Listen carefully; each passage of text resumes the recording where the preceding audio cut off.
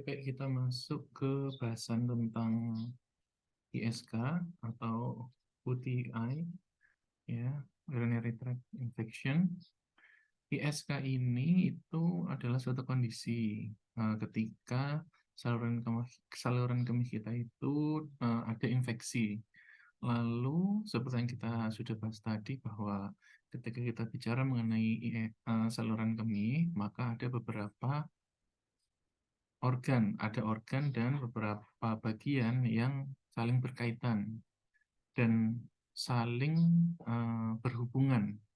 Seperti itu, berhubungan dalam artian itu akan berlanjut, proses itu kontinu, tersambung di antara satu bagian dengan bagian yang lain. Oleh karena itu, infeksi itu bisa terjadi di 4 bagian yang tadi sudah kita bahas, yaitu pertama kali bisa pada uretranya, kemudian naik ke kandung kemih, kemudian naik lagi ke ureter, dan bisa sampai ke ginjal. Akan tetapi memang pada umumnya itu hanya sampai di uretra dan kandung kemih.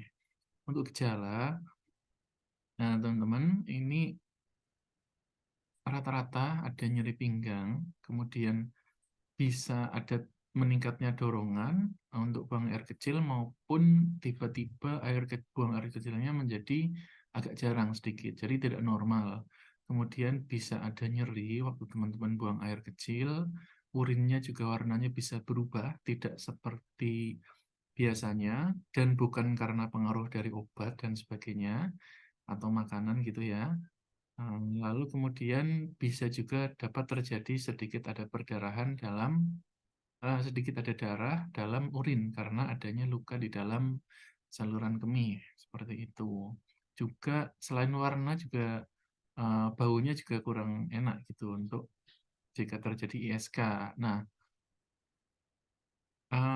ini yang kanan teman-teman bisa lihat itu ada perbedaan. Jadi ya untuk ISK dan ketika infeksi yang terjadi di kidney atau ginjal itu ada perbedaannya. Untuk yang spesifik lebih ke ginjal itu biasanya akan lebih ada demam, kedinginan, lalu mulai mual-mual, itu ada kemungkinan infeksinya sudah mencapai di ginjal. Oke, seperti itu. Kemudian penanganan untuk yang non-herbal itu biasanya kita lebih banyak pakai antibiotik atau antibiotik yang khusus saluran kencing gitu ya. Itu ada seperti oroferaktin dan lain-lain, itu memang khusus untuk antibiotik di bagian saluran kemih. Oke. Untuk ISK ini itu lebih sering terjadi pada wanita karena memang bentuk anatomi dari uretranya itu memang lebih dekat dengan lebih mudah terpapar oleh adanya kontaminan seperti itu. Makanya untuk wanita harus sebaiknya sering-sering menjaga kebersihan area kewanitaan. Karena yang namanya bakteri itu bisa menginvasi dari mulai uretra yang ini ya, lubang kencingnya dari permukaan, lalu dia bisa masuk terus menjalar hingga ke kandung kemih.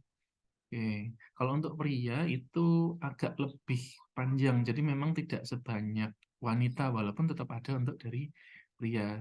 Nah, nanti ketika terinvasi, maka akan terjadi eh, gejala-gejala yang kurang mengenakan. Biasanya memang kalau sudah mulai menimbulkan gejala itu, eh, gejalanya seperti tadi di atas ya, dia mungkin awalnya nanti dari mulai berkembang biak mikrobanya, kemudian mengeluarkan toksin dan sebagainya, sehingga bisa juga terjadi peradangan di area yang terinfeksi. Seperti itu.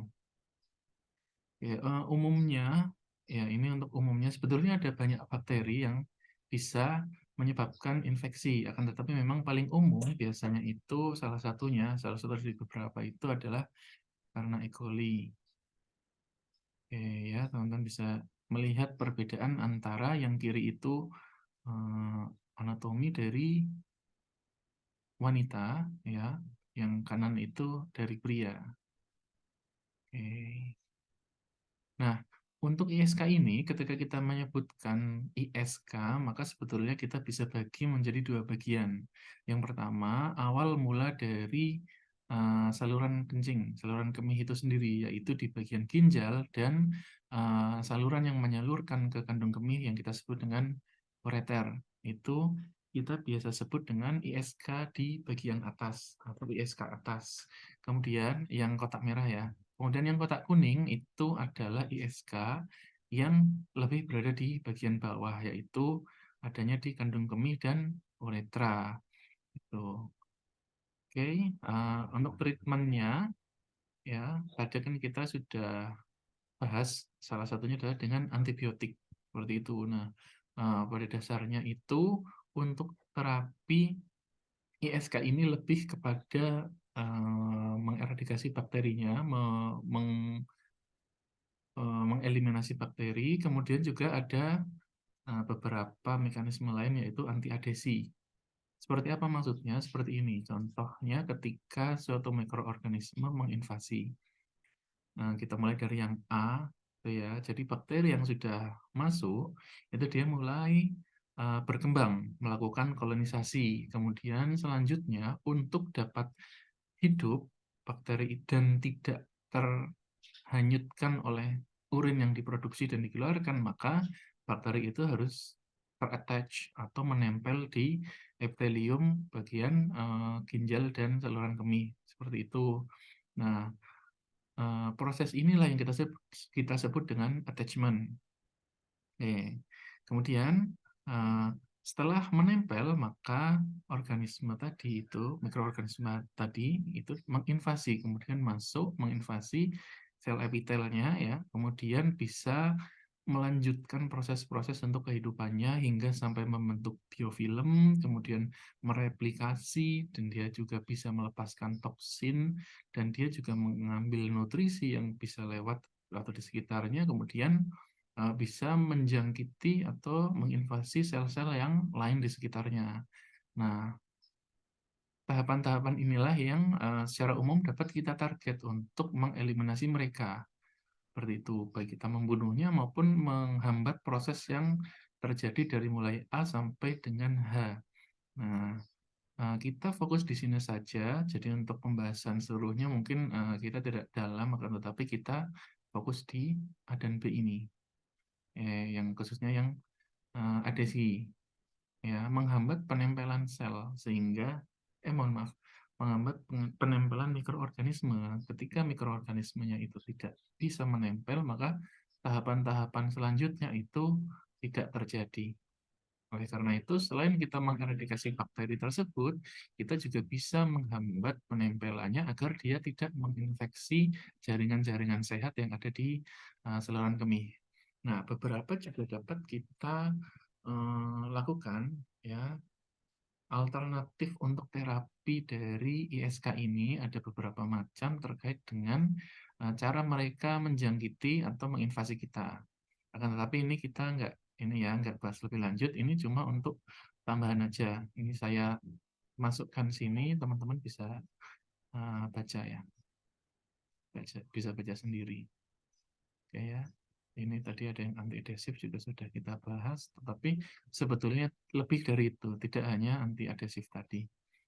Oke, selanjutnya kita akan membahas mengenai ginjal di video yang selanjutnya.